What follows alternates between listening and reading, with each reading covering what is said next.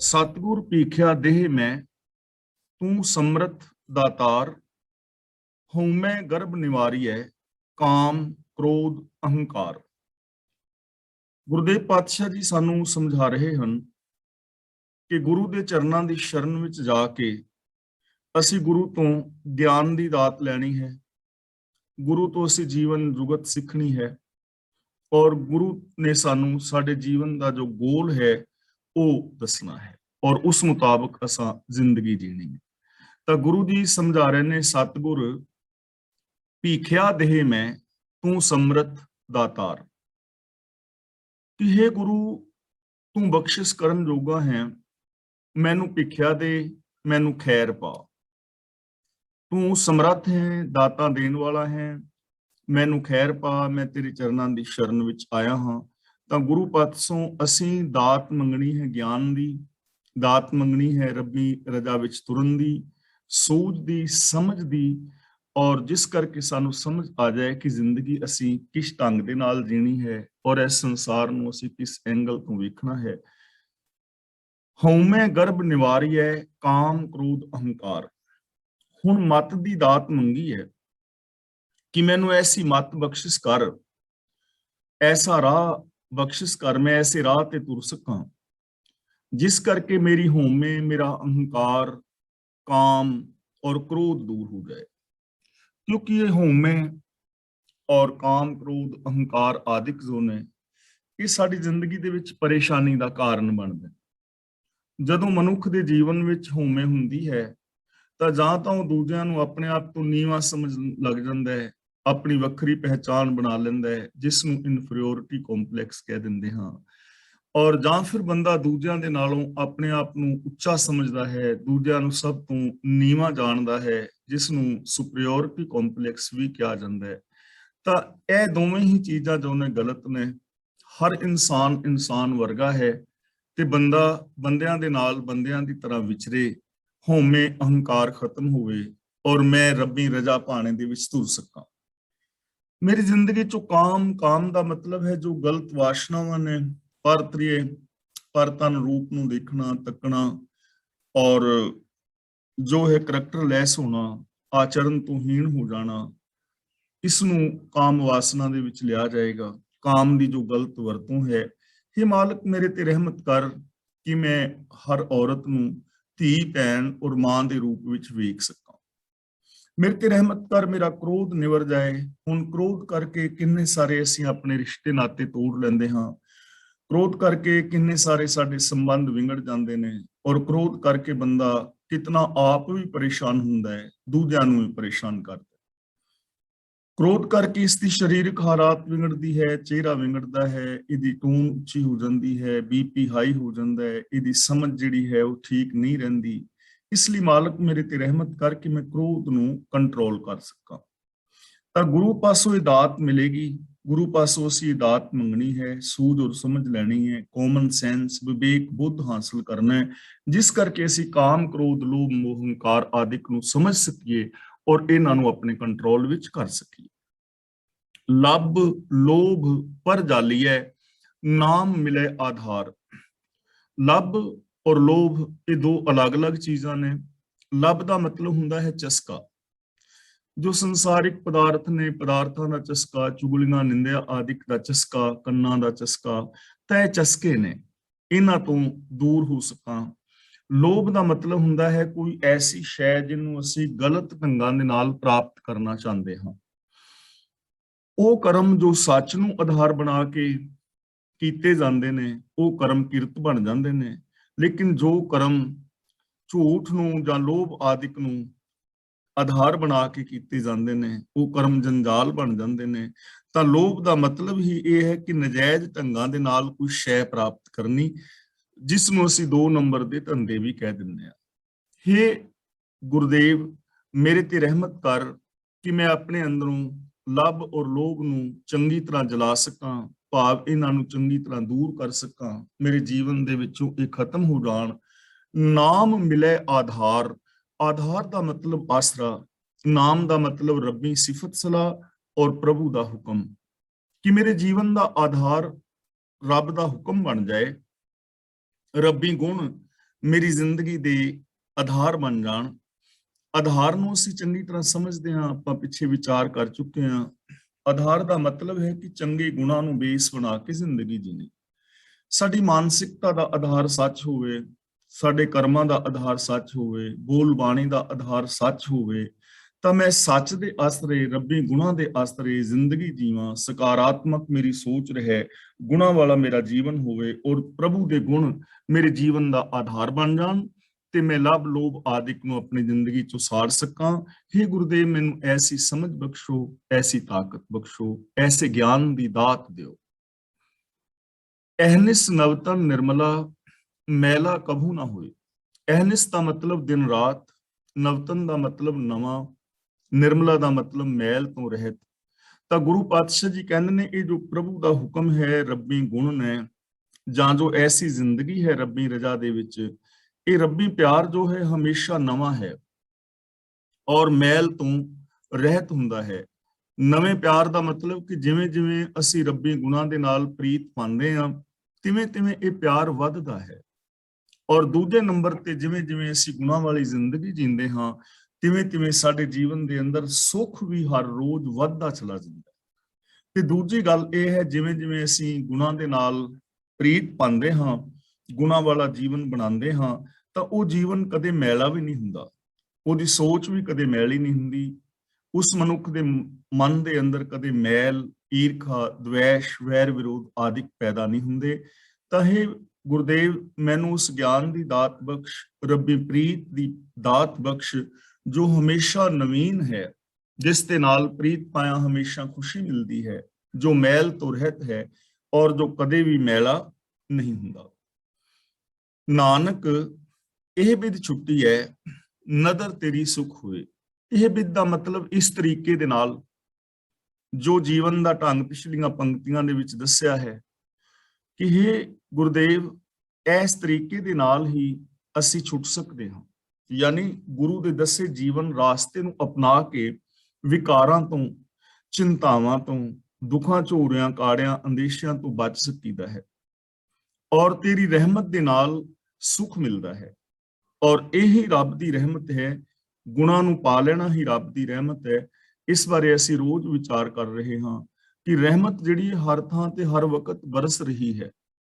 ਰਹਿਮਤ ਤੋਂ ਵਾਂਝਾ ਕੋਈ ਨਹੀਂ ਹੈ। ਇਹ ਧਰਤੀ, ਚੰਦਰਮਾ, ਸੂਰਜ, ਗ੍ਰਹਿ, ਨਕਸ਼ਤਰ, ਤਾਰੇ, ਸਿਆਰੇ, ਸਿਤਾਰੇ, ਅਨੰਤ ਜੋ ਗੁਣ ਨੇ, ਇਹ ਸਾਰਾ ਕੁਝ ਰੱਬ ਦੀ ਰਹਿਮਤ ਹੀ ਤੇ ਹੈ।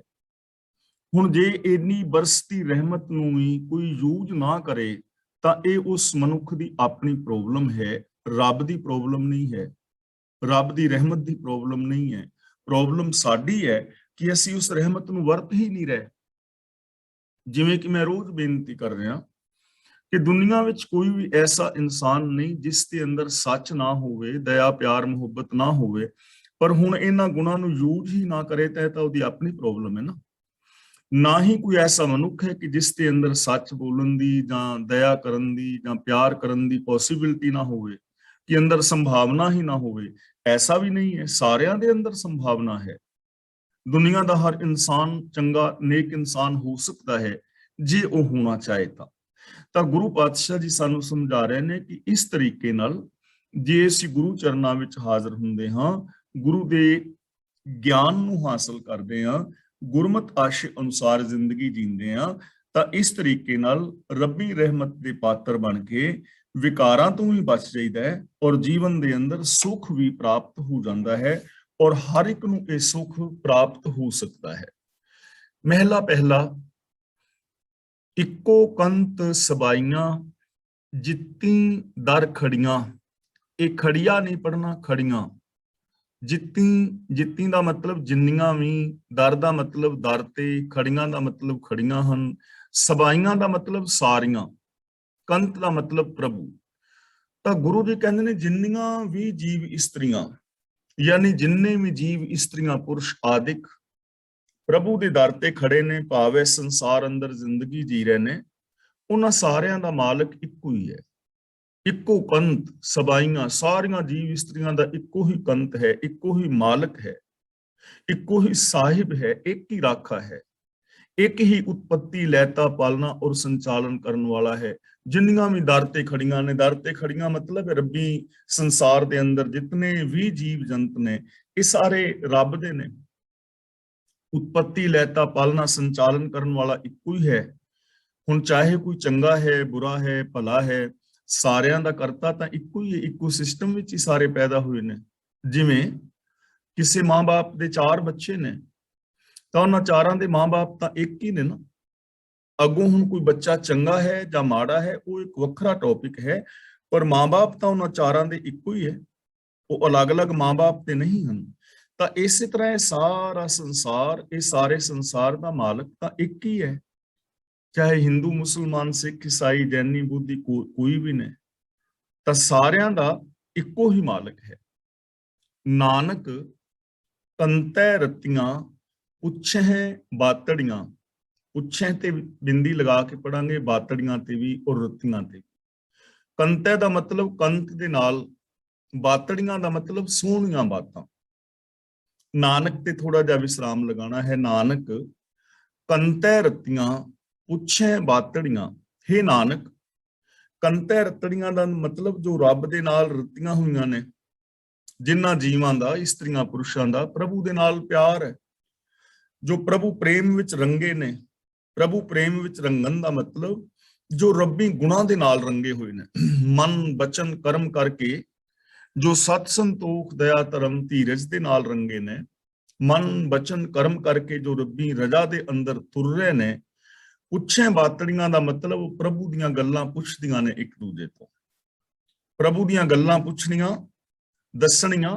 ਇੱਥੇ ਪੁੱਛੇ ਬਾਤੜੀਆਂ ਦਾ ਮਤਲਬ ਉਹ ਗੁਣਾਂ ਵਾਲਾ ਵਿਵਹਾਰ ਕਰਦੇ ਨੇ, ਉਹ ਇੱਕ ਦੂਜੇ ਨਾਲ ਰੱਬੀ ਗੁਣਾਂ ਦੀ ਚਰਚਾ ਕਰਦੇ ਨੇ, ਉਹ ਇੱਕ ਦੂਜੇ ਦੇ ਨਾਲ ਰੱਬੀ ਹੁਕਮ ਦੀਆਂ ਗੱਲਾਂ ਕਰਦੇ ਨੇ, ਪੁੱਛਦੇ ਨੇ ਔਰ ਦੱਸਦੇ ਨੇ।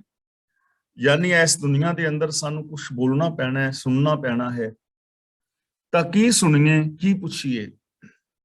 ਚੁਗਲੀ ਨਿੰਦਾ ਝੂਠ ਦੀ ਬਜਾਏ ਉੱਚੇ ਸੁੱਚੇ ਆਚਰਣ ਦੀ ਗੱਲ ਕੀਤੀ ਜਾਏ ਕਿ ਕਿਵੇਂ ਉੱਚਾ ਸੁੱਚਾ ਆਚਰਣ ਹੋ ਸਕਦਾ ਹੈ, ਉੱਚੇ ਆਚਰਣ ਦੇ ਲਾਭ ਕੀ ਨੇ, ਸੱਚ ਬੋਲਣ ਦਾ ਲਾਭ ਕੀ ਹੈ, ਸੱਚ ਅਸੀਂ ਕਿਵੇਂ ਬੋਲ ਸਕਦੇ ਹਾਂ, ਦਇਆ ਦੇ ਧਾਰਨੀ ਕਿਵੇਂ ਹੋ ਸਕਦੇ ਹਾਂ, ਨਿਰਭੈ ਨਿਰਵੈਰ ਕਿਵੇਂ ਹੋ ਸਕਦੇ ਹਾਂ, ਨਿਰਭੈ ਨਿਰਵੈਰ ਹੋਣ ਦੇ ਲਾਭ ਕੀ ਨੇ।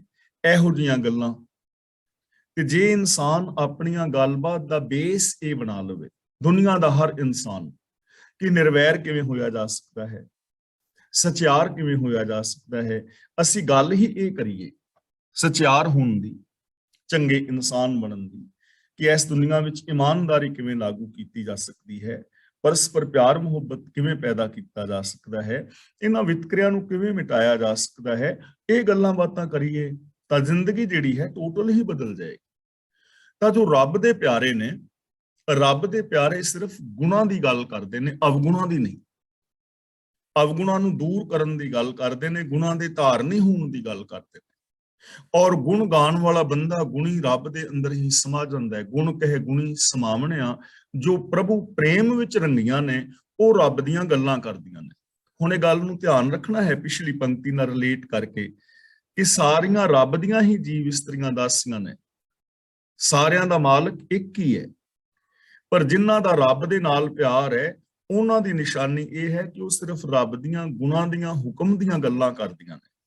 ਮਹਿਲਾ ਪਹਿਲਾ, ਸਭੇ ਕੰਤੈ ਰਤੀਆਂ ਮੈਂ ਦੁਹਾਗਣ ਕਿਤ। ਇੱਥੇ ਰਤੀਆਂ ਨਹੀਂ ਪੜਨਾ, ਰਤੀਆਂ। ਸਭੇ ਕੰਤੈ ਰਤੀਆਂ ਮੈਂ ਦੁਹਾਗਣ ਕਿਤ। ਕਿਤ ਦਾ ਮਤਲਬ ਮੈਂ ਕਿਸ ਲੇਖੇ ਵਿੱਚ ਹਾਂ, ਤੇ ਦੁਹਾਗਣ ਦਾ ਮਤਲਬ ਹੁੰਦਾ ਹੈ ਪਤੀ ਤੋਂ ਜਾਂ ਪਤੀ ਪਤਨੀ ਦਾ, ਜਿਨ੍ਹਾਂ ਦੇ ਦੋਵੇਂ ਜਿਉਂਦੇ ਹੋਣ ਪਤੀ ਪਤਨੀ, ਪਰ ਇੱਕ ਦੂਜੇ ਨੂੰ ਉਹਨਾਂ ਨੇ ਛੱਡ ਦਿੱਤਾ ਹੋਵੇ, ਉਸ ਪਤਨੀ ਨੂੰ ਕਹਿੰਦੇ ਨੇ ਦੁਹਾਗਣ, ਔਰ ਪਤੀ ਹੋ ਗਿਆ ਦੁਹਾਗੀ, ਜੋ ਇੱਕ ਦੂਜੇ ਦੇ ਨਾਲੋਂ ਜਿਨ੍ਹਾਂ ਦੀ ਦੂਰੀ ਹੈ ਵਿੱਚ। ਇੱਥੇ ਦੁਹਾਗਣ ਦਾ ਮਤਲਬ ਹੈ ਰੱਬ ਨਾਲੋਂ ਵਿਛੜੀ। ਉਹ ਇਨਸਾਨ, ਜੋ ਇਨਸਾਨ ਸੱਚ ਨਾਲੋਂ ਟੁੱਟੇ ਨੇ, ਗੁਨਾਹ ਨਾਲੋਂ ਟੁੱਟੇ ਨੇ, ਰੱਬੀ ਰਜਾ ਵਿੱਚ ਨਹੀਂ ਤੁਰਦੇ, ਸੱਚ ਦੇ ਧਾਰਨੀ ਨਹੀਂ ਹਨ। ਕਿਉਂਕਿ ਉਹ ਦੁਹਾਗਣ ਕਿਉਂ ਹੋ ਗਏ? ਕਿ ਸੱਚ ਤੇ ਅੰਦਰ ਹੈ ਪਰ ਸੱਚ ਦੇ ਨਾਲ ਸੰਬੰਧ ਕੋਈ ਨਹੀਂ, ਇਸ ਲਈ ਦੁਹਾਗੀ ਹੋ ਗਏ ਨਾ, ਵਿਛੋੜਾ ਹੋ ਗਿਆ ਨਾ ਸੱਚ ਨਾਲੋਂ। ਦਇਆ ਦਾ ਭਾਵ ਅੰਦਰ ਹੈ, ਗੁਣ ਹੈ, ਪਰ ਦਇਆ ਕਰ ਨਹੀਂ ਰਹੇ, ਕਠੋਰਤਾ ਵਰਤ ਰਹੇ ਨੇ, ਤਾਂ ਦਇਆ ਵੱਲੋਂ ਦੁਹਾਗੀ ਹੋ ਗਏ। ਨਿਰਵੈਰਤਾ ਦਾ ਗੁਣ ਹਰ ਇਨਸਾਨ ਦੇ ਅੰਦਰ ਹੈ, ਪੋਸੀਬਿਲਿਟੀ ਹੈ, ਔਰ ਨਿਰਵੈਰਤਾ ਪੂਰੇ ਜਗਤ ਅੰਦਰ ਹਰ ਥਾਂ ਤੇ ਸਮਾਈ ਹੋਈ ਹੈ। ਲੇਕਿਨ ਬੰਦਾ ਨਿਰਵੈਰਤਾ ਨਾਲੋਂ ਦੂਰ ਹੈ, ਉਹਨੂੰ ਦੁਹਾਗਣ ਕਹਿੰਦੇ। ਤਾਂ ਗੁਰੂ ਪਾਤਸ਼ਾਹ ਜੀ ਕਹਿੰਦੇ ਨੇ ਸਾਰੀਆਂ ਜੀਵ ਇਸਤਰੀਆਂ ਖਸਮ ਪ੍ਰਭੂ ਦੇ ਪਿਆਰ ਵਿੱਚ ਰੰਗੀਆਂ ਹੋਈਆਂ ਨੇ। ਸਤ ਸੰਤੋਖ ਦਇਆ ਧਰਮ ਧੀਰਜ ਵਿੱਚ ਰੰਗੀਆਂ ਨੇ, ਰੱਬੀ ਰਜਾ ਵਿੱਚ ਤੁਰ ਰਹੀਆਂ ਨੇ। ਮੈਂ ਦੁਹਾਗਣ ਕਿਤ ਤੇ ਮੈਂ ਬਦਕਿਸਮਤ, ਸੱਚ ਨਾਲ ਟੁੱਟੀ ਹੋਈ, ਮੈਂ ਕਿਸ ਲੇਖੇ ਵਿੱਚ ਆ? ਕਿਸੇ ਲੇਖੇ ਵਿੱਚ ਵੀ ਨਹੀਂ। ਹੁਣ ਦੇਖੋ, ਇੱਕ ਹੀ ਮਾਂ-ਬਾਪ ਦੇ 4 ਬੱਚੇ ਨੇ, ਉਹਨਾਂ ਦੇ ਵਿੱਚੋਂ 3 ਬੱਚੇ ਚੰਗੇ ਕੰਮ ਕਰਦੇ ਨੇ, ਮਾਂ-ਬਾਪ ਦੀ ਇੱਜ਼ਤ ਕਰਦੇ ਨੇ, ਆਪਣੇ ਕੰਮ ਨਾਲ ਮਤਲਬ ਰੱਖਦੇ ਨੇ, ਤਰੱਕੀ ਕਰ ਰਹੇ ਨੇ, ਤਾਂ ਮਾਂ-ਬਾਪ ਉਹਨਾਂ ਦੇ ਨਾਲ ਪਿਆਰ ਕਰੇਗਾ।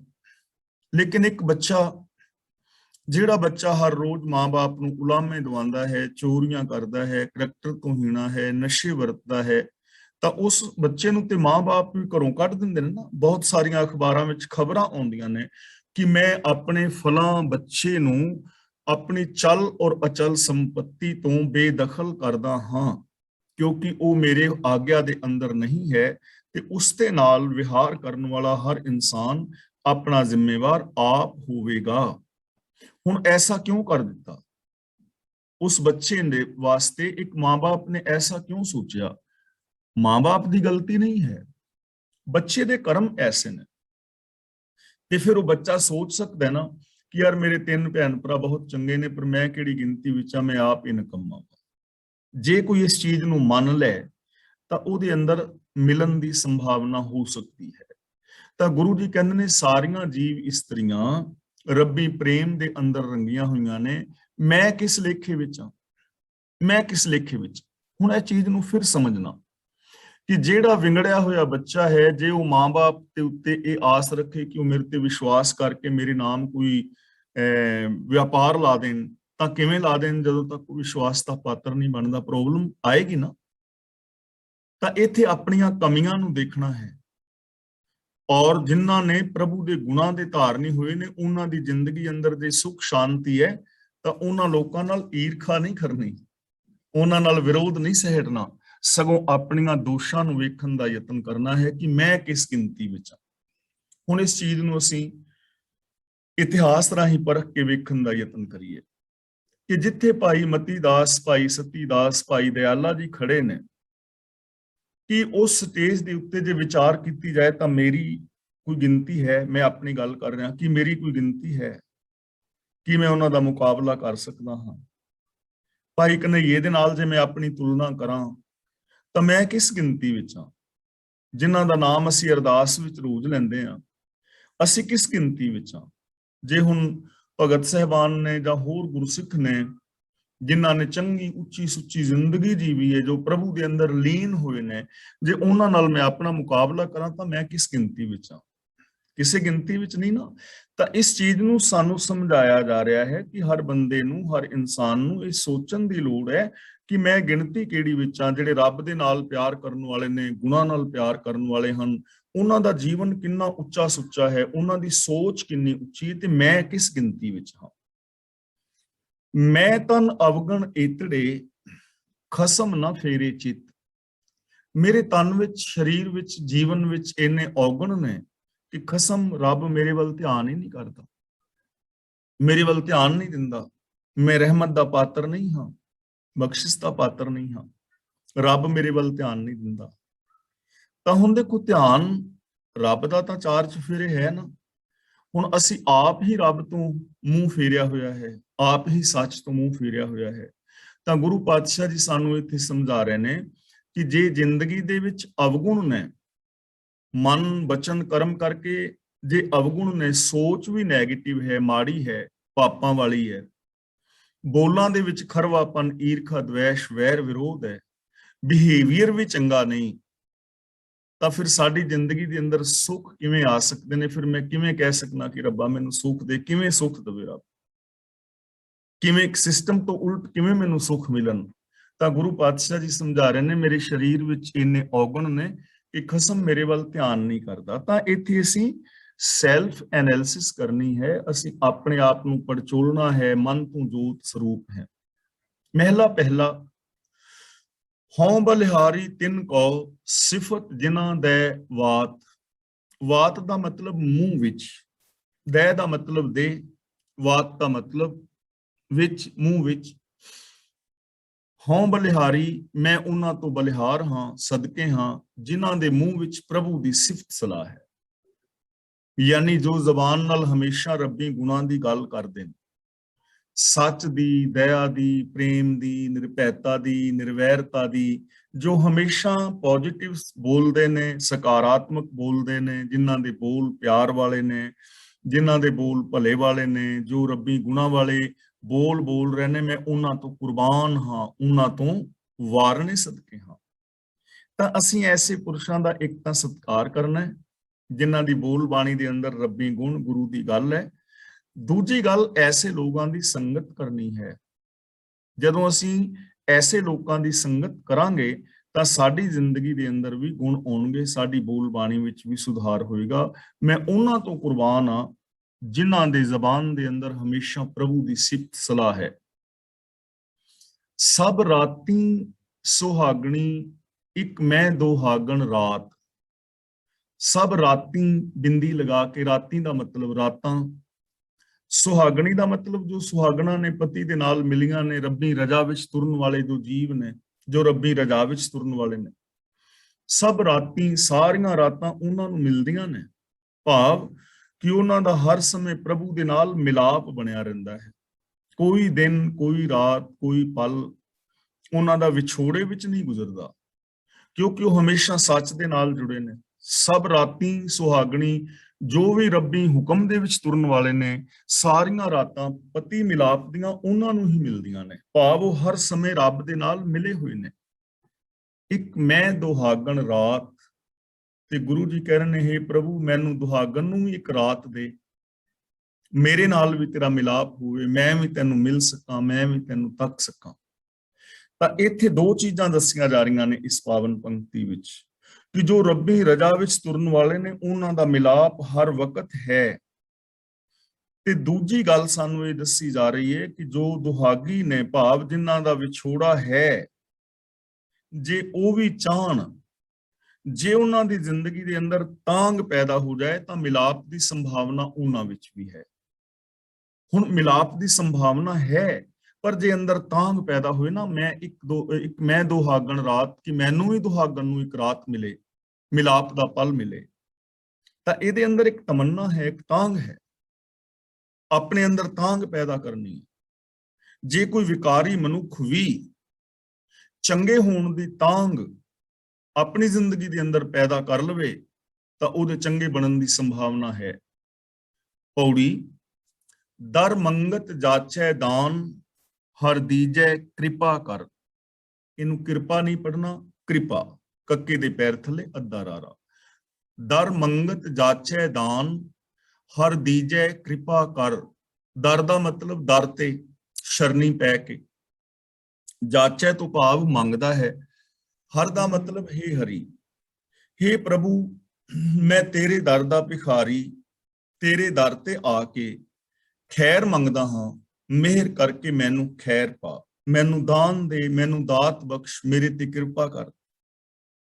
ਤੇ ਦਾਤ ਕਿਹੜੀ ਮੰਗਣੀ ਹੈ? ਮੰਗੋ ਦਾਨ ਠਾਕੁਰ ਨਾਮ, ਅਵਰ ਕਛੂ ਮੇਰੇ ਸੰਗ ਨਾ ਚਾਲੇ, ਮਿਲੇ ਕਿਰਪਾ ਗੁਣਗਾਮ।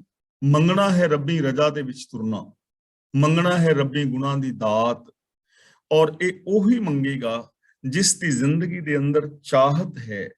ਤਾਂ ਮੈਂ ਤੇਰੇ ਦਰ ਤੋਂ ਦਾਤ ਮੰਗਦਾ, ਮੇਰੇ ਤੇ ਰਹਿਮਤ ਕਰ, ਬਖਸ਼ਿਸ਼ ਕਰ। ਤੇ ਦਾਤ ਕਿਹੜੀ ਮੰਗ ਰਹੇ ਨੇ? ਗੁਰਮੁਖ ਲੇਹੁ ਮਿਲਾਏ, ਜਨ ਪਾਵੈ ਨਾਮ ਹਰ। ਗੁਰਮੁਖ ਦਾ ਮਤਲਬ ਗੁਰੂ ਦੇ ਜ਼ਰੀਏ, ਜਨ ਦਾ ਮਤਲਬ ਮੈਂ, ਸੇਵਕ।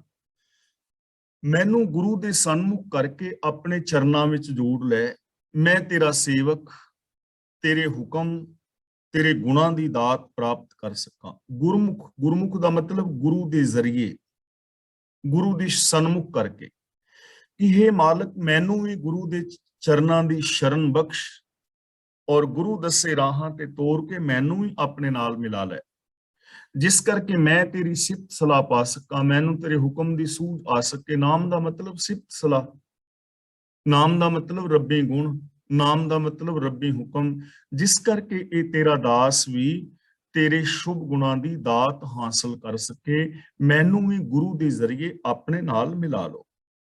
ਤਾਂ ਇਸ ਪੰਕਤੀ ਤੋਂ ਸਾਡੇ ਜੀਵਨ ਲਈ ਅਸੂਲ ਕੀ ਨਿਕਲ ਰਿਹਾ ਹੈ ਕਿ ਜੇ ਕੋਈ ਪ੍ਰਭੂ ਦੇ ਨਾਲ ਮਿਲਣਾ ਚਾਹੁੰਦਾ ਹੈ ਤਾਂ ਉਹ ਗੁਰੂ ਦੇ ਦੱਸੇ ਰਾਹਾਂ ਤੇ ਤੁਰੇ, ਗੁਰੂ ਗਿਆਨ ਹਾਸਲ ਕਰੇ, ਗੁਰੂ ਗਿਆਨ ਨੂੰ ਜੀਵਨ ਦੇ ਅੰਦਰ ਇੰਪਲੀਮੈਂਟ ਕਰੇ, ਤਾਂ ਉਹ ਇਨਸਾਨ ਵੀ ਰੱਬੀ ਗੁਣਾਂ ਨੂੰ ਪਾ ਲਵੇਗਾ ਔਰ ਰੱਬੀ ਗੁਣਾਂ ਦੇ ਅੰਦਰ ਅਪੇਧ ਹੋ ਜਾਏਗਾ।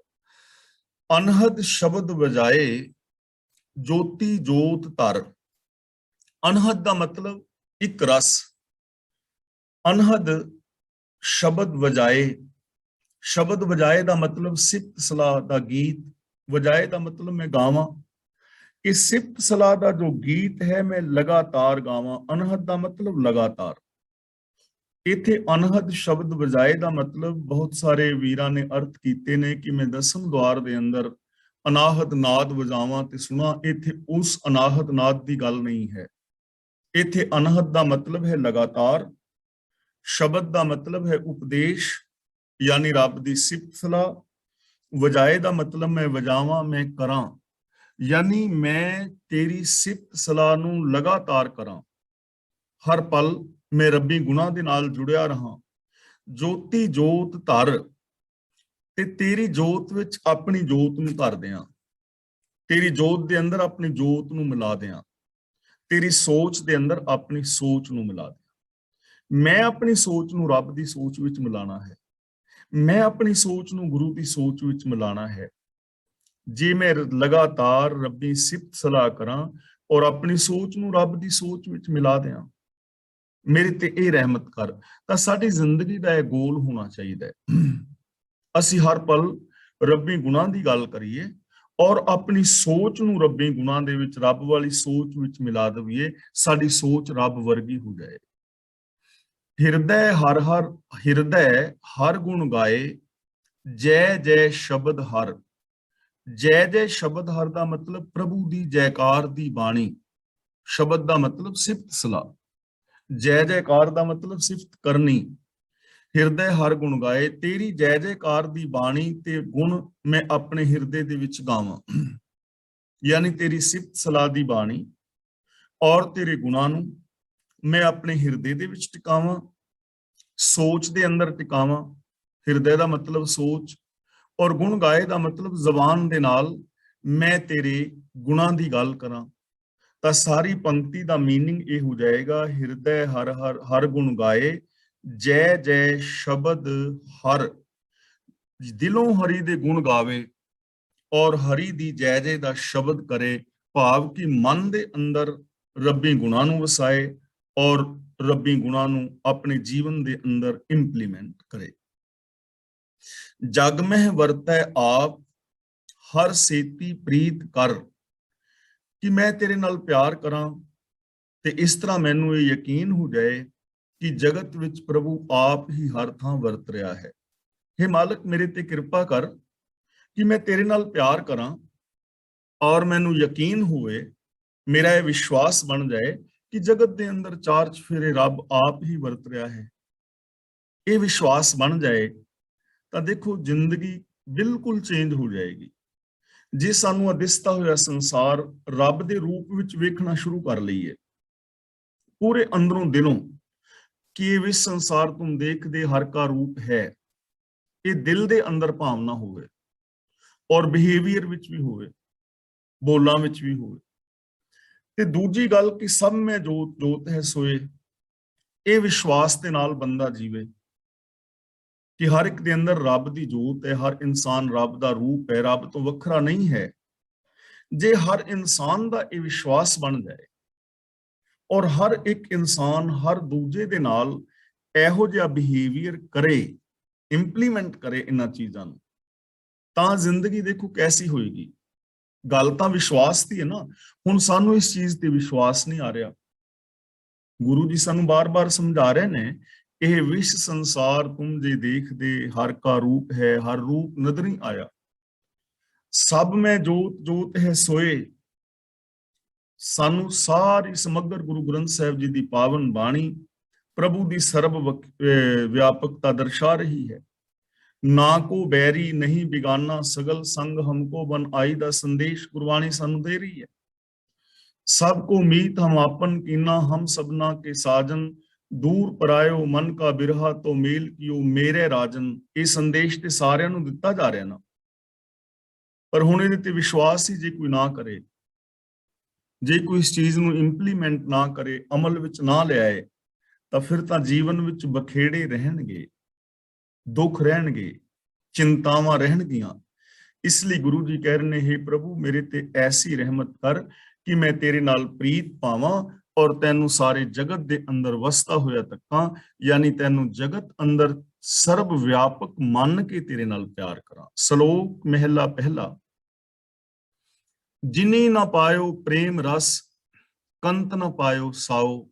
ਸਾਓ ਦਾ ਮਤਲਬ ਸਵਾਦ, ਰਸ। ਜਿਨੀ ਨਾ ਪਾਇਓ ਪ੍ਰੇਮ ਰਸ, ਜਿਨ੍ਹਾਂ ਜੀਵ ਇਸਤਰੀਆਂ ਨੇ ਪ੍ਰਭੂ ਦੇ ਪਿਆਰ ਦਾ ਆਨੰਦ ਨਹੀਂ ਮਾਣਿਆ। ਕੰਤ ਨਾ ਪਾਇਓ ਸਾਓ, ਔਰ ਜਿਨ੍ਹਾਂ ਨੇ ਪ੍ਰਭੂ ਦੇ ਮਿਲਾਪ ਦਾ ਸਵਾਦ ਨਹੀਂ ਚੱਖਿਆ, ਜਿਨ੍ਹਾਂ ਨੇ ਪ੍ਰੇਮ ਦਾ ਰਸ ਨਹੀਂ ਮਾਣਿਆ, ਜਿਨ੍ਹਾਂ ਨੇ ਮਿਲਾਪ ਦਾ ਰਸ ਨਹੀਂ ਚੱਖਿਆ। ਹੁਣ ਪ੍ਰੇਮ ਦਾ ਰਸ ਕੀ ਹੈ, ਮਿਲਾਪ ਦਾ ਰਸ ਕੀ ਹੈ, ਇਹਨੂੰ ਥੋੜਾ ਜਿਹਾ ਸਮਝਣ ਦੀ ਲੋੜ ਹੈ। ਹੁਣ ਅਸੀਂ ਇਹ ਗੱਲ ਕਹਿ ਰਹੇ ਹਾਂ ਇੱਕ ਦੂਜੇ ਨੂੰ ਕਿ ਮੈਂ ਤੁਹਾਡੇ ਨਾਲ ਬਹੁਤ ਪਿਆਰ ਕਰਦਾ ਹਾਂ, ਜਾਂ ਮੈਂ ਰੱਬ ਨਾਲ ਪਿਆਰ ਕਰਦਾ ਹਾਂ, ਜਾਂ ਮੈਂ ਗੁਰੂ ਨਾਲ ਪਿਆਰ ਕਰਦਾ ਹਾਂ। ਅਗਲੀ ਗੱਲ ਅਸੀਂ ਇਹ ਕਹਿੰਦੇ ਹਾਂ ਕਿ ਸਾਨੂੰ ਇੱਕ ਦੂਜੇ ਨਾਲ ਪਿਆਰ ਨਾਲ ਰਹਿਣਾ ਚਾਹੀਦਾ ਹੈ। ਲੇਕਿਨ ਪਿਆਰ ਨਾਲ ਰਹਿਣਾ ਚਾਹੀਦਾ, ਗੱਲ ਬਿਲਕੁਲ ਠੀਕ ਹੈ। ਅਸੀਂ ਕਹਿ ਰਹੇ ਹਾਂ ਰੱਬ ਨਾਲ ਪਿਆਰ ਕਰਨਾ ਚਾਹੀਦਾ ਹੈ, ਰੱਬ ਦੇ ਨਾਲ ਪਿਆਰ ਹੈ, ਅਸੀਂ ਕਹਿ ਰਹੇ ਹਾਂ। ਲੇਕਿਨ ਪਿਆਰ ਦਾ ਜਿਹੜਾ ਰਸ ਹੈ ਉਹ ਕੀ ਹੈ? ਪਿਆਰ ਦਾ ਰਸ ਤੇ ਉਹ ਮਾਣੇਗਾ ਜੋ ਪਿਆਰ ਕਰੇਗਾ। ਅਸੀਂ ਇੱਕ ਦੂਜੇ ਨਾਲ ਪ੍ਰੇਮ ਦੇ ਨਾਲ ਜਦੋਂ ਮਿਲਾਂ ਵਰਤਾਂਗੇ ਨਾ, ਤੇ ਪ੍ਰੇਮ ਦੇ ਨਾਲ ਮਿਲਿਆਂ ਵਰਤਿਆਂ ਜਿਹੜਾ ਸੁੱਖ ਪੈਦਾ ਹੋਏਗਾ, ਜੋ ਹਿਰਦੇ ਵਿੱਚ ਸ਼ਾਂਤੀ ਆਏਗੀ, ਉਹਨੂੰ ਅਸੀਂ ਪ੍ਰੇਮ ਦਾ ਰਸ ਕਹਾਂਗੇ। ਨਿਰਵੈਰਤਾ ਵਾਲੀ ਜ਼ਿੰਦਗੀ ਜਦੋਂ ਅਸੀਂ ਜੀਵਾਂਗੇ, ਤਾਂ ਨਿਰਵੈਰਤਾ ਵਾਲੀ ਜ਼ਿੰਦਗੀ ਜੀਣ ਦੇ ਨਾਲ ਜਿਹੜੀ ਖੁਸ਼ੀ ਜਾਂ ਸੁੱਖ ਜਾਂ ਸ਼ਾਂਤੀ ਪੈਦਾ ਹੋਏਗੀ, ਉਹ ਨਿਰਵੈਰਤਾ ਦਾ ਰਸ ਹੋਏਗਾ। ਹੁਣ ਪ੍ਰੇਮ ਤਾਂ ਲੋਕ ਇੱਕ ਦੂਜੇ ਦੇ ਨਾਲ ਕਰ ਹੀ ਨਹੀਂ ਰਹੇ। ਪ੍ਰੇਮ ਬਾਰੇ ਆਪਾਂ ਕਾਫੀ ਲੰਬੀ ਚੌੜੀ ਵਿਚਾਰ ਪਹਿਲਾਂ ਕਰ ਚੁੱਕੇ ਹਾਂ ਕਿ ਪ੍ਰੇਮ ਹੈ ਕੀ ਹੈ। ਤਾਂ ਗੁਰੂ ਜੀ ਕਹਿੰਦੇ ਨੇ, ਜਿਨ੍ਹਾਂ ਨੇ ਪ੍ਰੇਮ ਦਾ ਰਸ ਨਹੀਂ ਮਾਣਿਆ ਔਰ ਕੰਤ ਦੇ ਮਿਲਾਪ ਦਾ ਰਸ ਨਹੀਂ ਮਾਣਿਆ। ਹੁਣ ਕੰਤ ਦੇ ਮਿਲਾਪ ਦਾ ਰਸ ਕੀ ਹੈ? ਜੋ ਸਾਡੀ ਸੁਰਤ ਹੈ, ਜੋ ਸਾਡੀ ਸੋਚ ਹੈ, ਉਹਨੂੰ ਰੱਬ ਦੀ ਸੋਚ ਵਿੱਚ ਮਿਲਾ ਦਈਏ, ਤੇ ਰੱਬ ਦੀ ਸੋਚ ਵਿੱਚ ਮਿਲਾ ਕੇ ਰੱਬ ਵਰਗੀ ਜ਼ਿੰਦਗੀ ਜੀਣ ਦੇ ਨਾਲ ਜਿਹੜਾ ਸੁੱਖ ਮਿਲੇਗਾ, ਉਹ ਸ਼ਾਂਤੀ ਸੁੱਖ ਤੇ ਸਾਨੂੰ ਤਾਂ ਪ੍ਰਤੀਤ ਹੋਏਗੀ ਨਾ ਜੇ ਉਸ ਜ਼ਿੰਦਗੀ ਜੀਵਾਂਗੇ, ਗੱਲਾਂ ਨਾਲ ਤਾਂ ਨਹੀਂ। ਤਾਂ ਜਿਨ੍ਹਾਂ ਨੇ ਉਹ ਰਸ ਨਹੀਂ ਮਾਣਿਆ, ਉਹਨਾਂ ਦੀ ਹਾਲਾਤ ਬਿਆਨ ਕਰ ਰਹੇ ਨੇ। ਸੁਣੇ ਘਰ ਕਾ ਪਾਹੁਣਾ, ਜਿਉਂ ਆਇਆ ਤਿਉਂ ਜਾਓ। ਪਾਹੁਣਾ ਦਾ ਮਤਲਬ ਪ੍ਰਾਹੁਣਾ। ਇਹਨੂੰ ਸੁੰਝੇ ਨਹੀਂ ਪੜਨਾ, ਜ ਨਹੀਂ ਬੋਲਣਾ, ਨੰਨਾ ਬੋਲਣਾ ਹੈ। ਸੁਣੇ ਘਰ ਕਾ ਪਾਹੁਣਾ, ਜਿਉਂ ਆਇਆ ਤਿਉਂ ਜਾਓ। ਜਿਹਦੀ ਜ਼ਿੰਦਗੀ ਵਿੱਚ ਰੱਬੀ ਪ੍ਰੀਤ ਨਹੀਂ, ਜੋ ਰੱਬੀ ਗੁਣਾਂ ਦਾ ਧਾਰਨੀ ਨਹੀਂ, ਜਿਹਨੇ ਆਪਣੀ ਸੋਚ ਨੂੰ ਰੱਬੀ ਸੋਚ ਵਿੱਚ, ਯੂਨੀਵਰਸਲ ਟਰੁੱਥ ਵਿੱਚ ਨਹੀਂ ਮਿਲਾਇਆ, ਉਹ ਇਸ ਮਨੁੱਖਾ ਸਰੀਰ ਵਿੱਚ ਆ ਕੇ ਇੰਜ ਹੀ ਖਾਲੀ ਹੈ ਜਿਵੇਂ ਕਿਸੇ ਸੁੰਨੇ ਘਰ ਵਿੱਚ ਆਇਆ ਪ੍ਰਾਹੁਣਾ ਜਿਵੇਂ ਆਉਂਦਾ ਉਵੇਂ ਹੀ ਤੁਰ ਜਾਂਦਾ। ਨਾ ਉਹਨੂੰ ਉੱਥੇ ਕਿਸੇ ਨੇ ਆਦਰ ਦਿੱਤਾ, ਨਾ ਉਹਨੂੰ ਕਿਸੇ ਨੇ ਬਹਿਣ ਲਈ ਕਿਹਾ, ਨਾ ਉਹਨੂੰ ਉੱਥੋਂ ਕੁਝ ਖਾਣ ਪੀਣ ਵਾਸਤੇ ਮਿਲਿਆ। ਸਗੋਂ ਸਫ਼ਰ ਕੀਤਾ ਔਰ ਥੱਕਾ ਔਰ ਪਛਤਾਵਾ ਲੈ ਕੇ ਵਾਪਸ ਚਲਾ ਗਿਆ। ਸੁੰਨੇ ਘਰ ਦੇ ਵਿੱਚ ਉਹਨੂੰ ਕੁਝ ਵੀ ਨਹੀਂ ਮਿਲਿਆ, ਉਹਨੂੰ ਕੁਝ ਵੀ ਨਹੀਂ ਮਿਲਿਆ। ਉਹਦੀ ਹਾਲਾਤ ਕੈਸੀ ਹੋਏਗੀ? ਇੱਕ ਨੇ ਨਾ ਇੱਕ ਨਿੱਕੀ ਜਿਹੀ ਕਵਿਤਾ ਲਿਖੀ ਸੀ, ਕਵਿਤਾ ਤਾਂ ਮੈਨੂੰ ਯਾਦ ਨਹੀਂ ਪਰ ਉਹਦਾ ਨਾ ਭਾਵ ਯਾਦ ਹੈ। ਇੱਕ ਐਸੀ ਬੱਚੀ ਜਿਸ ਤੇ ਮਾਂ ਪਿਓ ਦੀ ਡੈਥ ਹੋ ਗਈ ਹੈ ਔਰ ਭਰਾ ਕੋਈ ਨਹੀਂ ਹੈ। ਉਹ ਆਪਣੇ ਪੇਕੇ ਘਰ ਦੇ ਵਿੱਚ ਮਿਲਣ ਗਈ ਹੈ ਤੇ ਚਾਚੇ ਤਾਏ ਨੇ ਕਿਸੇ ਨੇ ਬੁਲਾਇਆ ਨਹੀਂ, ਦਰਵਾਜ਼ਾ ਬੰਦ ਪਿਆ ਹੈ, ਘਰ ਦੇ ਵਿੱਚ ਕਿਸੇ ਨੇ ਆਦਰ ਨਹੀਂ ਦਿੱਤਾ। ਤਾਲੇ ਨੂੰ ਚਾਬੀ ਲਾ ਕੇ ਖੋਲਿਆ ਹੈ ਜੰਦਰਾ, ਅੰਦਰ ਕਿਸੇ ਨੇ ਜੀ ਆਇਆ ਨਹੀਂ ਕਿਹਾ। ਮਾਂ ਦੀ ਤਸਵੀਰ ਦਿਸੀ ਹੈ, ਮਾਂ ਦੀ ਫੋਟੋ ਤੋਂ ਉਹਨੇ ਕੱਪੜੇ ਦੇ ਨਾਲ ਮਿੱਟੀ ਝਾੜੀ, ਮਾਂ ਦੀ ਫੋਟੋ ਨੂੰ ਜੱਫੀ ਪਾਈ, ਸੀਨੇ ਨਾਲ ਲਾਇਆ। ਦੋ ਗੱਲਾਂ ਮਾਂ ਦੀ ਫੋਟੋ ਨਾਲ ਲਾਈਆਂ ਕੀਤੀਆਂ ਔਰ ਉਸੇ ਤਰ੍ਹਾਂ ਤਾਲਾ ਲਗਾ ਕੇ ਚਲੀ ਗਈ। ਕਿਸੇ ਨੇ ਆਦਰ ਸਤਿਕਾਰ ਨਹੀਂ ਦਿੱਤਾ। ਤਾਂ ਇਹ ਤਾਂ ਵੈਸੇ ਇੱਕ ਭਾਵਨਾ ਦੀ ਗੱਲ ਕਰ ਰਹੇ ਹਾਂ, ਉਸ ਬੱਚੀ ਦੇ ਮਨ ਦੇ ਉੱਤੇ ਕੀ ਬੀਤੇਗਾ ਨਾ, ਜੇ ਉਹਨੂੰ ਆਦਰ ਸਤਿਕਾਰ ਪਿਆਰ ਚਾਚਿਆਂ ਤਾਇਆਂ ਵੱਲੋਂ ਮਿਲਦਾ ਤਾਂ ਹੋ ਸਕਦਾ ਹੈ ਕੁਝ ਧਾਰਸ ਬਣਦੀ ਹੈ, ਲੇਕਿਨ ਨਹੀਂ ਬਣੀ ਨਾ। ਕੈਸੀਆਂ ਜੀਵਨ ਦੇ ਅੰਦਰ ਘਟਨਾਵਾਂ ਵਾਪਰਦੀਆਂ ਨੇ। ਹੁਣ ਉਸ ਬੱਚੀ ਦੇ ਉੱਤੇ ਕੀ ਬੀਤੇਗੀ, ਜਿਵੇਂ ਆਈ ਚਲੀ ਗਈ। ਇਸੇ ਤਰ੍ਹਾਂ ਸੁੰਨੇ ਘਰ ਦੇ ਅੰਦਰ ਜਿਹੜਾ ਪ੍ਰਾਹੁਣਾ ਆਉਂਦਾ ਹੈ, ਉਹ ਜਿਵੇਂ ਆਇਆ ਉਵੇਂ ਵਿਚਾਰਾ ਚਲਾ ਗਿਆ। ਇਹ ਉਹਨਾਂ ਦੀ ਹਾਲਾਤ ਹੈ ਜਿਨ੍ਹਾਂ ਇਨਸਾਨਾਂ ਦੇ ਅੰਦਰ ਰੱਬੀ ਗੁਣ ਨਹੀਂ ਨਾ ਹੁੰਦੇ, ਉਹ ਜਿਉਂਦਿਆਂ ਹੀ ਉਹਨਾਂ ਦੀ ਹਾਲਾਤ ਐਸੀ ਹੁੰਦੀ ਹੈ, ਉਹਨਾਂ ਦੇ ਜੀਵਨ ਵਿੱਚ ਕੋਈ ਖੁਸ਼ੀ ਨਹੀਂ, ਕੋਈ ਪ੍ਰਸੰਨਤਾ ਨਹੀਂ। ਸੁੰਨੇ ਘਰ ਦੇ ਪ੍ਰਾਹੁਣੇ ਦੀ ਤਰ੍ਹਾਂ ਜਿਵੇਂ ਆਉਂਦੇ ਨੇ ਉਵੇਂ ਚਲੇ ਜਾਂਦੇ। ਕੁਝ ਵੀ ਇਸ ਜੀਵਨ ਦੇ ਵਿੱਚ ਖੱਟਿਆ ਨਹੀਂ, ਕੁਝ ਵੀ ਇਸ ਜੀਵਨ ਦੇ ਅੰਦਰ ਪਾਇਆ ਨਹੀਂ। ਕੌਣ? ਜਿਨ੍ਹਾਂ ਨੇ ਰੱਬੀ ਗੁਣਾਂ ਨੂੰ ਨਹੀਂ ਮਾਣਿਆ, ਜਿਨ੍ਹਾਂ ਦੀ ਜ਼ਿੰਦਗੀ ਅੰਦਰ ਰੱਬੀ ਪ੍ਰੇਮ ਨਹੀਂ ਹੈ, ਉਹ ਸੁੰਨੇ ਘਰ ਦੇ ਪ੍ਰਾਹੁਣੇ ਦੀ ਤਰ੍ਹਾਂ। ਮਹਿਲਾ ਪਹਿਲਾ 100 ਉਲਾਮੇ ਦਿਨੇ ਕੀ ਰਾਤੀ ਮਿਲਨ ਸਹੰਸ। ਸਹੰਸ ਦਾ ਮਤਲਬ ਹਜ਼ਾਰਾਂ। ਇਹ ਜੀਵ ਨੂੰ ਦਿਨ ਦੇ ਵੇਲੇ ਕੀਤੇ ਮੰਦੇ ਕਰਮਾਂ ਦੇ 100 ਉਲਾਮੇ ਮਿਲਦੇ ਨੇ ਤੇ ਰਾਤ ਵੇਲੇ ਕੀਤਿਆਂ ਦੇ ਹਜ਼ਾਰਾਂ ਮਿਲਦੇ ਨੇ। ਇੱਥੇ ਦਿਨ ਔਰ ਰਾਤ ਦਾ ਮਤਲਬ ਕਿ ਦਿਨ ਰਾਤ ਬੰਦਾ ਪਾਪ ਕਰ ਰਿਹਾ ਹੈ, ਬੰਦਾ ਵਿਕਾਰ ਕਮਾ ਰਿਹਾ ਹੈ ਤੇ ਹਜ਼ਾਰਾਂ ਉਲਾਮੇ ਇਹਨੂੰ ਮਿਲ ਰਹੇ ਨੇ, ਇਹਦੇ ਤੇ ਦੋਸ਼ ਥੱਪੇ ਜਾ ਰਹੇ ਨੇ। 100 ਉਲਾਮੇ ਦਿਨੇ ਕੀ ਰਾਤੀ ਮਿਲਨ ਸਹੰਸ, ਯਾਨੀ ਦਿਨ ਰਾਤ ਬੰਦਾ ਵਿਕਾਰ ਕਮਾ ਰਿਹਾ ਹੈ ਔਰ ਇਹਨੂੰ ਸੈਂਕੜੇ ਅਤੇ ਹਜ਼ਾਰਾਂ ਉਲਾਮੇ ਮਿਲ ਰਹੇ ਨੇ, ਇਹਦੇ ਤੇ ਦੋਸ਼ ਥੱਪੇ ਜਾ ਰਹੇ ਨੇ। ਔਰ ਹਕੀਕਤ ਹੈ, ਇਸ ਸੰਸਾਰ ਵੱਲ ਇੱਕ ਧਿਆਨ ਮਾਰ ਕੇ ਵੇਖੋ, ਕਿੰਨੇ ਉਲਾਮੇ ਮਨੁੱਖ ਦੇ ਉੱਤੇ ਨੇ। ਕਿੱਡੇ ਵੱਡੇ ਵੱਡੇ ਉਲਾਮੇ, ਵੱਡੇ ਵੱਡੇ ਤੱਬੇ, ਚਾਹੇ ਉਹ ਕਿਸੇ ਨੇ ਮਨੁੱਖਾਂ ਨੂੰ ਚੈਂਬਰਾਂ ਦੇ ਵਿੱਚ ਪਾ ਕੇ ਸਾੜਿਆ ਹੈ, ਔਰ ਚਾਹੇ ਉਹ ਔਰੰਗਜ਼ੇਬ ਹੈ ਜਾਂ ਹਿਟਲਰ ਹੈ ਜਾਂ ਐਸੇ ਹੋਰ ਲੋਕ ਨੇ, ਜਾਂ ਜਿਹੜੇ ਬੰਦੇ ਦੇ ਰੂਪ ਦੇ ਅੰਦਰ ਦਾਨਵ ਫਿਰ ਰਹੇ ਨੇ, ਬਾਹਰੋਂ ਹੋਰ ਨੇ ਔਰ ਅੰਦਰੋਂ ਹੋਰ ਨੇ। ਈਰਖਾ, ਦਵੈਸ਼, ਵੈਰ ਵਿਰੋਧ, ਰਿਸ਼ਵਤਖੋਰੀ, ਚੋਰ ਬਜ਼ਾਰੀ, 2 ਨੰਬਰ ਦੇ ਧੰਦੇ, ਧਰਮ ਦੇ ਨਾਮ ਤੇ ਪਖੰਡਵਾਦ, ਕਿੱਡੇ ਕਿੱਡੇ ਵੱਡੇ ਉਲਾਮੇ ਨੇ, ਕਿੱਡੇ ਕਿੱਡੇ ਵੱਡੇ ਧੱਬੇ ਨੇ ਜੋ ਦਿਨ ਰਾਤ ਮਨੁੱਖਤਾ ਦੇ ਮੱਥੇ ਤੇ ਲੱਗ ਰਹੇ ਨੇ। ਤਾਂ ਗੁਰੂ ਪਾਤਸ਼ਾਹ ਜੀ ਕਹਿੰਦੇ ਨੇ ਸੈਂਕੜੇ ਔਰ ਹਜ਼ਾਰਾਂ ਉਲਾਮੇ ਬੰਦਾ ਦਿਨ ਰਾਤ ਲੈ ਰਿਹਾ ਹੈ, ਦੋਸ਼ ਕਮਾ ਰਿਹਾ ਹੈ। ਤੇ ਇਹਦੀ ਹਾਲਾਤ ਕੈਸੀ ਹੈ? ਸਿਫਤ ਸਲਾਹਨ ਛੱਡ ਕੇ ਕਰੰਗੀ ਲੱਗਾ ਹੰਸ। ਕਰੰਗੀ ਦਾ ਮਤਲਬ ਹੱਡੀਆਂ ਦੇ ਪਿੰਜਰਾਂ ਵਿੱਚ, ਮੁਰਦਿਆਂ ਦੇ ਖਾਣ ਵਿੱਚ। ਜਿਵੇਂ ਹੱਡੋ ਰੋੜੇ ਵਿੱਚ ਪਿੰਜਰ ਨਹੀਂ ਪਏ ਹੁੰਦੇ ਪਸ਼ੂਆਂ ਦੇ, ਕਰੰਗ ਹੰਸ ਜਿਹੜਾ ਹੈ, ਹੰਸ ਜਿਹੜਾ ਜੀਵ ਹੈ, ਮਨੁੱਖ ਹੈ, ਹੰਸ ਪਰਮਾਤਮਾ ਦੀ ਸਿਫਤ ਸਲਾਹ ਛੱਡ ਕੇ ਤੇ ਵਿਕਾਰਾਂ ਰੂਪ ਮੁਰਦਾਰ ਖਾ ਰਿਹਾ ਹੈ। ਸਿਫਤ ਸਲਾਹਨ ਛੱਡ ਕੇ ਜਿਹੜਾ ਹੰਸ ਵਰਗਾ ਇਹ ਬੰਦਾ ਹੈ, ਇਹ ਰੱਬੀ ਗੁਣਾਂ ਨੂੰ ਛੱਡ ਕੇ, ਰੱਬੀ ਗੁਣਾਂ ਨੂੰ ਛੱਡ ਕੇ, ਹੀਰੇ ਮੋਤੀਆਂ ਨੂੰ ਛੱਡ ਕੇ ਕਰੰਗੀ ਲੱਗਾ ਹੰਸ। ਕਰੰਗੀ ਦਾ ਮਤਲਬ ਮੁਰਦਾਰ ਖਾਣਾ, ਜਿਹੜੇ ਵਿਸ਼ੇ ਵਿਕਾਰ ਨੇ, ਕਾਮ, ਕ੍ਰੋਧ, ਲੋਭ, ਮੋਹ, ਹੰਕਾਰ, ਈਰਖਾ, ਦਵੈਸ਼, ਉਹਨਾਂ ਦੇ ਵਿੱਚ ਲੱਗਾ ਹੋਇਆ। ਕੈਸੀ ਬਦਕਿਸਮਤੀ ਹੋਏਗੀ ਉਸ ਹੰਸ ਦੀ, ਜਿਹੜਾ ਹੰਸ ਹੋ ਕੇ ਤੇ ਕਰੰਗਾਂ ਨੂੰ ਮੁਰਦਾਰ ਖਾਂਦਾ ਫਿਰੇ। ਕਾਹਦਾ ਹੰਸ ਰਹਿ ਜਾਏਗਾ ਉਹ? ਹੰਸ ਹੈ ਹੀ ਇਸ ਕਰਕੇ ਕਿਉਂਕਿ ਉਹਦੀ ਖੁਰਾਕ ਚੰਗੀ ਹੈ ਨਾ। ਤਾਂ ਗੁਰੂ ਜੀ ਕਹਿੰਦੇ ਨੇ ਹੰਸ ਵਰਗਾ ਜੀਵ ਜਿਹਦੀ ਖੁਰਾਕ ਹੀਰੇ ਮੋਤੀ ਯਾਨੀ ਸਤ ਸੰਤੋਖ, ਦਇਆ, ਧਰਮ, ਧੀਰਜ ਸੀ, ਤੇ ਇਸ ਖੁਰਾਕ ਨੂੰ ਛੱਡ ਕੇ ਈਰਖਾ, ਦਵੈਸ਼, ਵੈਰ ਵਿਰੋਧ ਦੇ ਅੰਦਰ ਲੱਗਾ ਹੋਇਆ ਹੈ। ਫਿੱਟ ਇਵੇਹਾ ਜੀਵਿਆ ਜਿਤ ਖਾਏ ਵਧਾਇਆ ਪੇਟ। ਫਿੱਟ ਦਾ ਮਤਲਬ ਫਿੱਟੇ ਮੂੰਹ।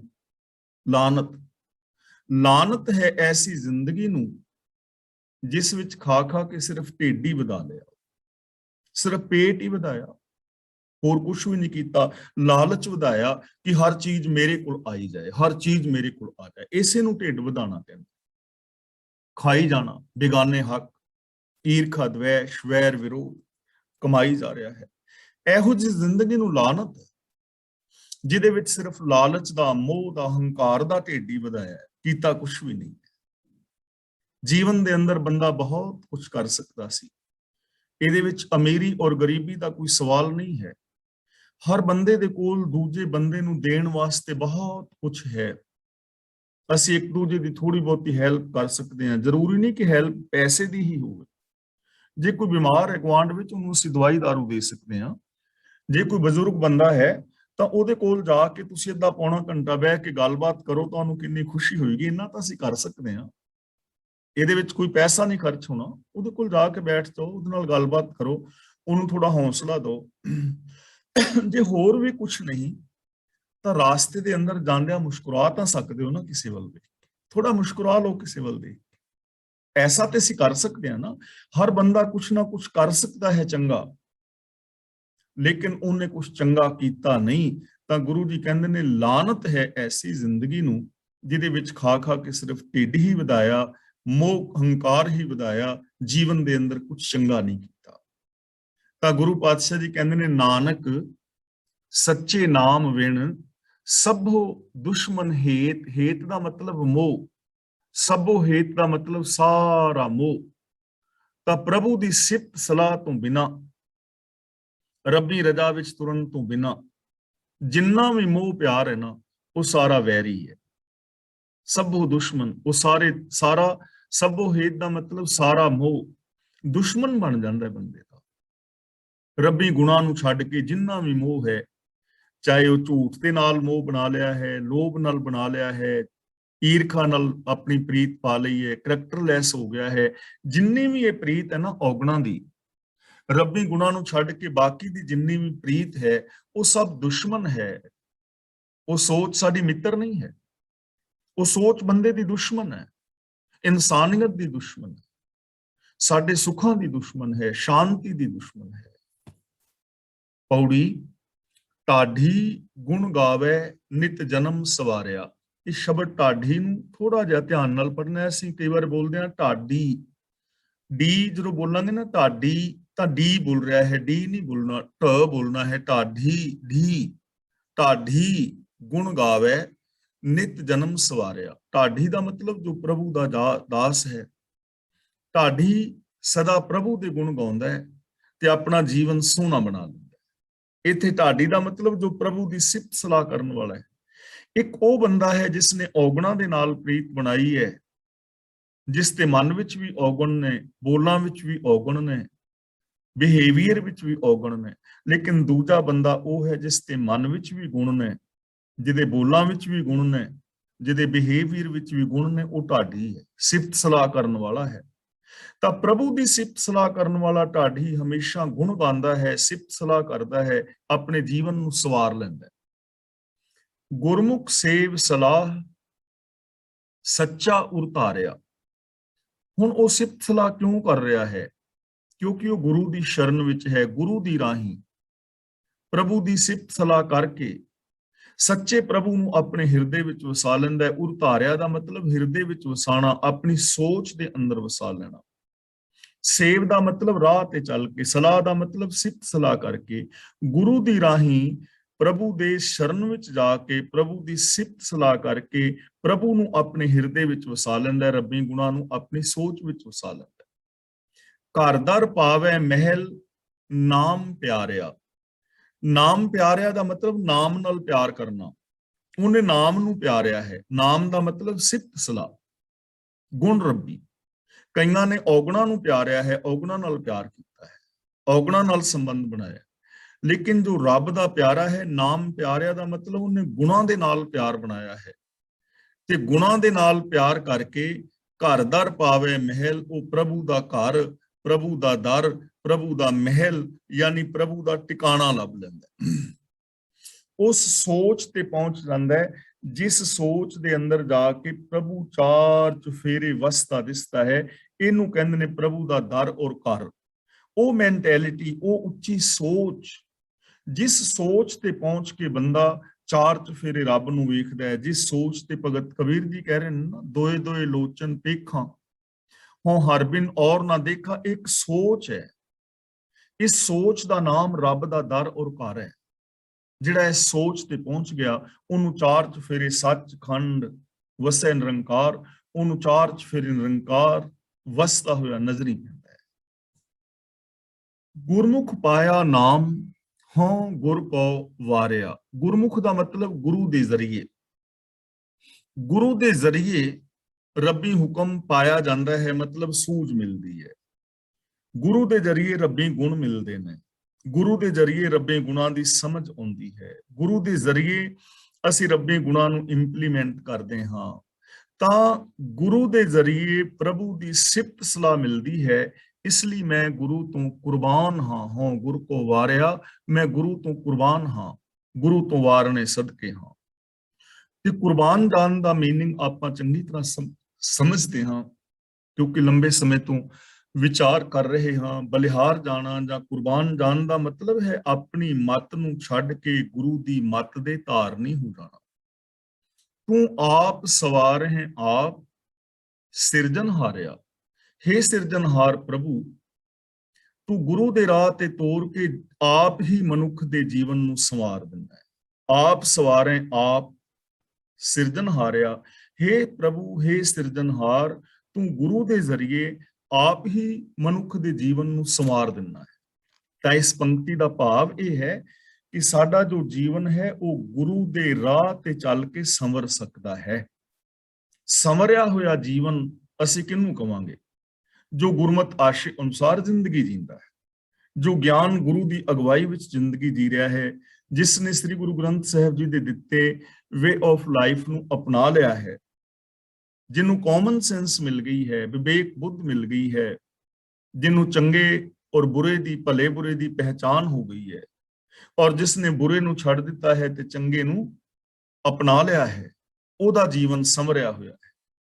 ਤਾਂ ਗੁਰੂ ਪਾਤਸ਼ਾਹ ਜੀ ਕਹਿੰਦੇ ਨੇ, हे ਪ੍ਰਭੂ, ਤੂੰ ਆਪ ਹੀ ਗੁਰੂ ਦੇ ਜ਼ਰੀਏ ਮਨੁੱਖਾਂ ਦੇ ਜੀਵਨ ਨੂੰ ਸਵਾਰਨ ਵਾਲਾ ਹੈ।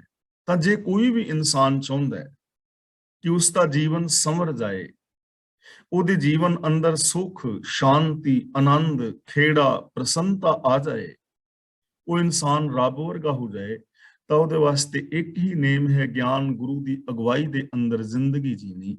ਜੋ ਵੀ ਗੁਰੂ ਦੇ ਗਿਆਨ ਮੁਤਾਬਕ ਜੀਵਨ ਜੀਵੇਗਾ, ਇਹਨਾਂ ਸ਼ੁਭ ਗੁਣਾਂ ਨੂੰ ਆਪਣੇ ਜੀਵਨ ਵਿੱਚ ਅਮਲ ਵਿੱਚ ਲਿਆਏਗਾ, ਉਹਦਾ ਜੀਵਨ ਸੰਵਰ ਜਾਏਗਾ।